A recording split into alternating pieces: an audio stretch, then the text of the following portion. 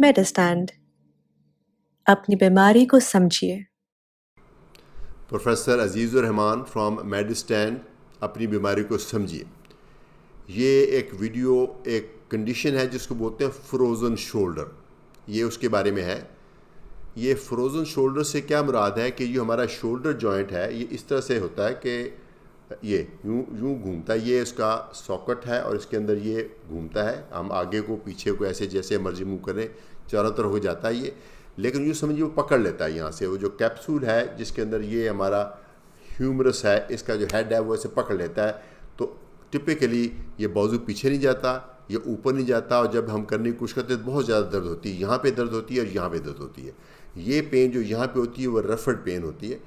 तो ये एक तरफ भी हो सकता है, दोनों तरफ भी हो सकता है, और ये किसी को भी हो सकता है, लेकिन डायबिटिक पेशेंट को ज़्यादा होता है, लेकिन किसी को भी हो सकता है। तो इसकी निशानी क्या है कि आपको पेन होगी शोल्डर में या इस बाजू में, या अब आप कभी देखेंगे जो आप पीछे बाजू ले जाते हैं या ऊपर ले जाते हो तो एकदम से शदीद दर्द उठती है। तो इसकी तशख़ीस तो आमतौर पे जो मरीज़ की सिम्टम है और जो हम चेकअप करते हैं उसी पे कंफर्म हो जाती है। एक्सरे अगर कराएं, जो एक्सरे में कोई ख़ास फाइंडिंग नहीं आती। अगर इसका एमआरआई कराएं तो उसमें कुछ फाइंडिंग आती हैं, लेकिन आम तौर पे एमआरआई भी हम नहीं कराते, क्योंकि उसके अंदर जो फाइंडिंग आती है उसकी बेस पे ट्रीटमेंट हम आम तौर पे नहीं डिसाइड करते।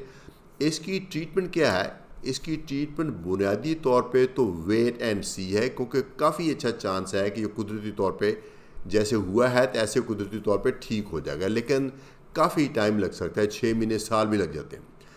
उस दौरान अपनी तकलीफ़ को रफ़ा करने के लिए कुछ हम मेजर करते हैं। एक तो कुछ पेन किलर जो ऑइंटमेंट्स होती हैं वो लगा सकते हैं ऊपर नीचे। एक आप जो पेन किलर गोलियाँ हैं, जो पैरासीटामोल है, जो non steroidal anti inflammatory drug जैसे डिक्लोफेनेक है, पैरोक्सिकैम है, आइबुप्रोफेन है, वो आपके डॉक्टर बताएंगे। वो खा के थोड़ा सा अपने आप को रिलीफ दे सकते हैं, लेकिन ये बीमारी किसी भी दवाई से ठीक नहीं होती।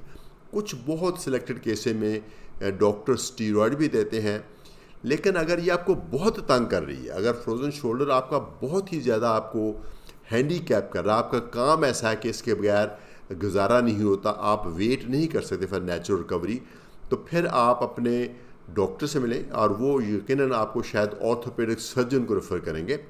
ऑर्थोपेडिक सर्जन एक स्पेशल टेक्निक के साथ इसके अंदर से जोड़ के अंदर वो जो है उसके अंदर एक स्टीरॉयड का टीका लगाते हैं। वो यूजुअली पीछे से लगाते हैं, आगे से भी लग सकता है, वो मुख्तलिफ टेक्निक्स हैं, लेकिन जॉइंट के अंदर वो स्टीरॉयड का टीका, और उसके साथ कई दफ़ा कोई वो जो एनेस्थेटिक ड्रग है वो भी डाल देते हैं, कई दफ़ा वो non steroid anti inflammatory drug भी डाल देते हैं ताकि जल्दी आराम आ जाए। कई दफ़ा एक टीका लगने से ही आपको काफ़ी फ़र्क पड़ सकता है, कई दफ़ा कई टीके लगाने पड़ते हैं फिर जाके आराम आता, और कई दफ़ा अनफॉर्चुनेटली इन टीकों से भी नहीं आराम आता। तो ऐसा भी मुमकिन है। तो फिर क्या किया जाए? तो फिर इसमें ऑपरेशन किया जाता है। ऑपरेशन क्या है कि बेहोशी करके आपके इस पूरे जॉइंट को वो मोबिलाइज़ किया जाता है। वो अंदर जो एडहेजन से बन जाती हैं वो उसको तोड़ के जॉइंट को चालू किया जाता है। तो ये मुख्तलिफ स्टेप्स हैं, लेकिन अगर आपको हो गया है फ्रोज़न शोल्डर तो पहले तो आप इसकी सिंपल मेडिकेशन कह रहे हैं। हाँ, अलबत्ता एक और चीज़ मैं भूल गया बताना, एक्सरसाइज। एक्सरसाइज का क्या मतलब है कि इस जॉइंट को हर डायरेक्शन में आपने मूव करना है। जैसे बॉलिंग होती है वो एक्शन करें, या ऐसे करें, या इसको अंदर को घुमाएं, बाहर को घुमाएं। शोल्डर जॉइंट के ऊपर जितनी भी आप मूवमेंट एक्सपेक्ट करते हैं वो आप सारी करें, लेकिन ऑफ कोर्स तकलीफ़ होगी। जहाँ तक दर्द होती है आप कोशिश करेंगे उससे थोड़ा सा आगे तक ले जाएं ताकि वो आपका अंदर से जोड़ जो है वो जम ना जाए। तो एक्सरसाइजेज करें। फिर एक तरीका है ये इंफ्रारेड लैम्प से स्काई कर सकते हैं। वो आम जो हम अगर हॉट वाटर से स्काई करते हैं तो उससे वो जो है ना हमारी स्किन तो गर्म हो जाती, लेकिन जॉइंट के अंदर तक वार्मथ नहीं जाती।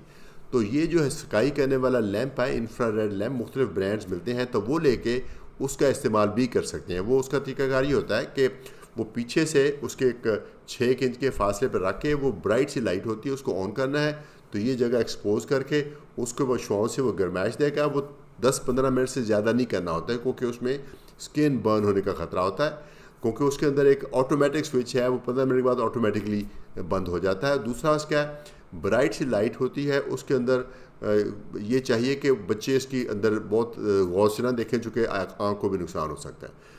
तो टिपिकली पहले उसके साथ सकाई करनी होती है 15 मिनट के लिए, उसके बाद फिर आपके वो जो डिक्लोफेनैक सोडियम या कोई जेल लगाएं, फिर कुछ साथ में गोली भी खा लें, इस तरह से गुजारा करें। लेकिन ये सीरियस बीमारी तो नहीं है, लेकिन ये यकीनन आपको काफ़ी तकलीफ़ देती है, और इसका मेरे ख्याल में ये इस तरह से आराम करें, काफ़ी चांसेस हैं कि टाइम से ठीक हो जाएगी।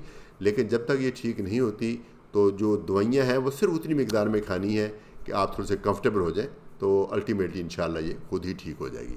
नहीं ठीक होती तो आप ये जॉइंट के अंदर टीका लगाना और फिर जॉइंट का ऑपरेशन कराना ज़रूर कंसिडर कीजिए। ऑर्थोपेडिक सर्जन जो है वो उसके बारे में आपको बेहतर गाइड करेंगे। ये डायबिटिक पेशेंट में काफ़ी होती है, मैं काफ़ी इसके पेशेंट देखता हूँ, इसलिए मैंने सोचा कि आपको इसके बारे में भी एक वीडियो बना दूँ। बहुत शुक्रिया। अजीज़ुर रहमान फॉर मेडिस्टैन, अपनी बीमारी को समझिए।